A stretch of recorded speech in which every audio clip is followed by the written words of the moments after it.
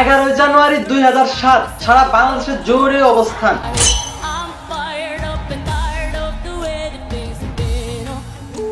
ঠিক সেই মুহূর্তে তত্ত্বাবধায়ক সরকার -2 ফর্মুলা ব্যবহার করেন। -2 ফর্মুলা হচ্ছে দুই নেত্রীকে জেলে ঢুকিয়ে নতুন এক সরকার গঠন করে সুষ্ঠুভাবে রাষ্ট্র পরিচালনা করা।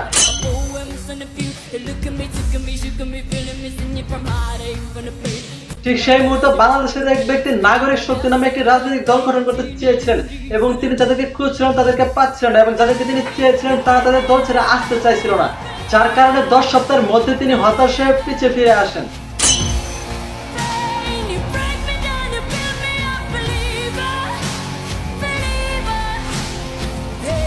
ঠিক সেই মুহূর্তে তত্ত্বাবধায়ক সরকার বাধ্য হয়ে দুই নেত্রীকে আবার জেল থেকে বের করেন এবং নবম জাতীয় সংসদ নির্বাচন অনুষ্ঠিত হয় এবং সেই নির্বাচনে আওয়ামী লীগ জয় লাভ করে এবং আওয়ামী লীগ জয় লাভ করার 15 বছরের মধ্যে কোনো তত্ত্বাবধায়ক সরকার আসতে দেয়নি।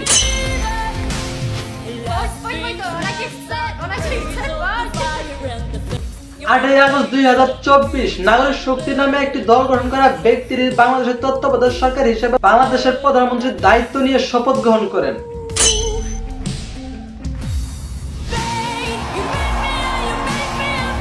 আসলে রাজনীতি একটা রোমাঞ্চকর খেলা।